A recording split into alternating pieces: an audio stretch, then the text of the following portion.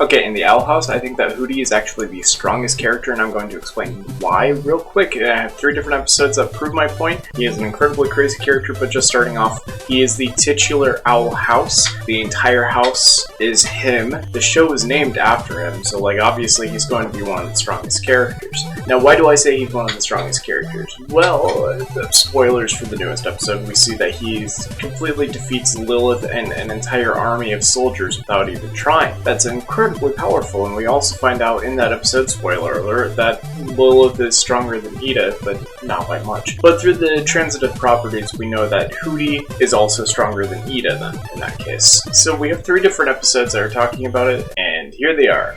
In episode 6, Hootie's moving castle, Hootie grows legs into sort of like a Baba Yaga character, and he can just run around. This is a character who is very oddly shaped because it's like a literal house with chicken legs and like I guess they're owl legs, sure. And, you know, his head is just like a stretchy part that stretches out the front of the door. But, you know, he is mobile. He is the largest character that we've seen on the show, even bigger than the Emperor.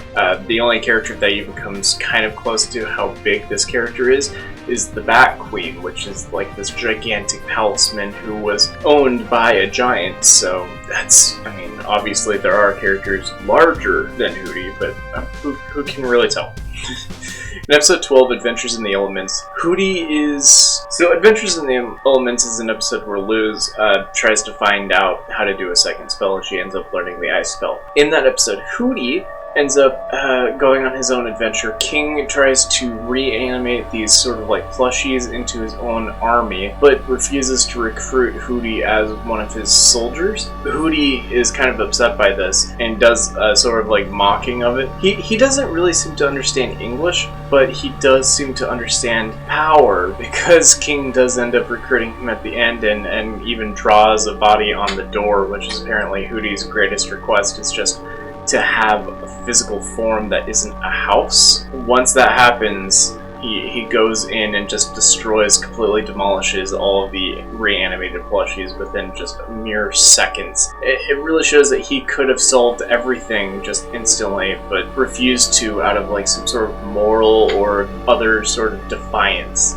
But then we also go back to Agony of a Witch. When Lilith and her soldiers show up, Hootie just immediately starts attacking.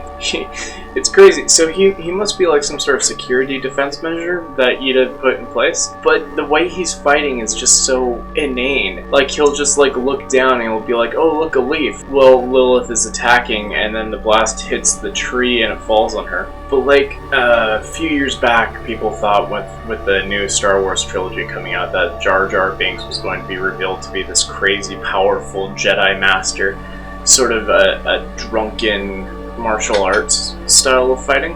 And obviously that didn't turn out to be the case, but there's all kinds of people out there who still think that Jar Jar Binks has like all these Jedi mind tricks and everything.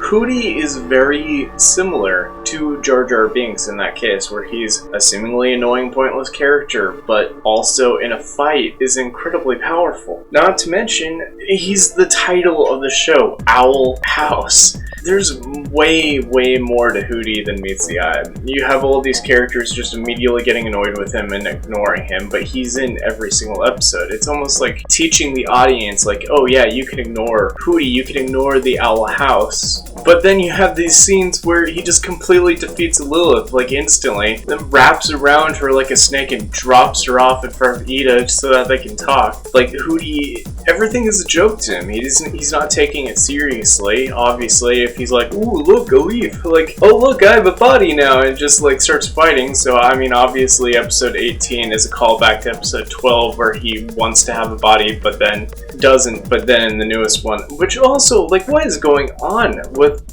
he just like scoops in through those aren't people, those soldiers are, I want to say advanced abomination spells, but I don't know.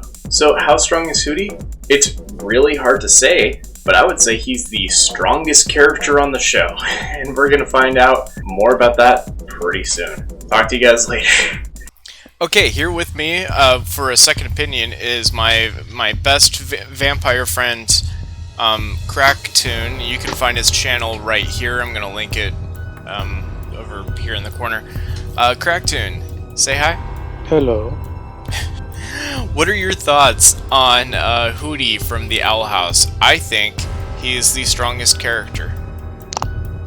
Well, given the fact that he's a house, he's not very. What's the word I'm looking for? Mobile? Obviously, a house wasn't. You wouldn't expect a house to be mobile. Except in in episode 6, Hootie's Moving Castle, we see that the house itself does have owl legs and it can run around like a Baba Yaga. Oh, by the way, did you know that he's a demon? Yes, at one point Lilith calls him an owl demon. Do you think, and this is unrelated, he might be the same as Emperor's Castle, which we know it has a big heart inside? It might be the same situation where the Emperor created the whole castle and it turns into the Titan they were talking about in the episode. Maybe Hootie is some sort of, I don't know, owl demon thing and he can transform into like a mech or something like that. I don't know. It's like a living building with hearts and organs and everything. We've seen Hootie's stretchy neck and it's incredibly powerful. We've seen that it defeated Lilith, like, I want to say single-handedly, but he wasn't using any hands for that. So it's entirely possible. Nakedly. Singular nakedly. And so, like, yes.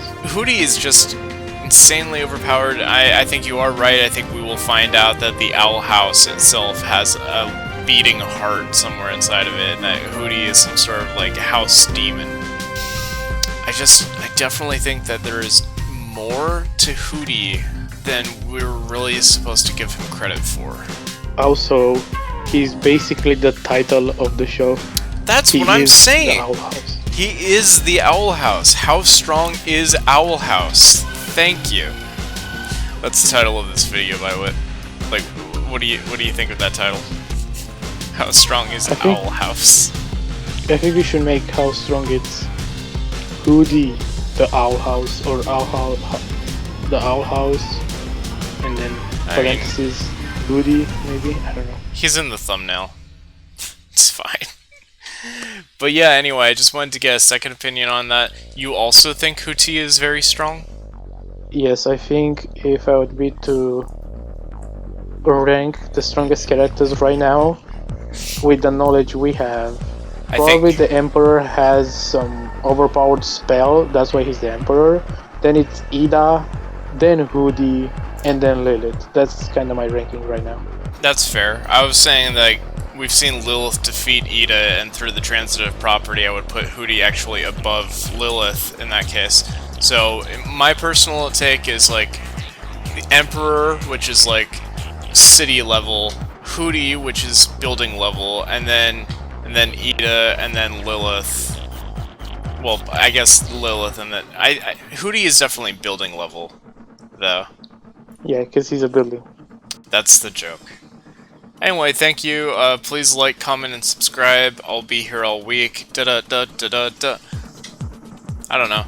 Go check out Ghost Tornado. It's actually getting a ton more subscribers and views right now because of an Owl House video that we did just very recently. So I will link that at the end of this video. Thank you for joining me today, Crack. Do you have any final words for everybody watching? We were recording.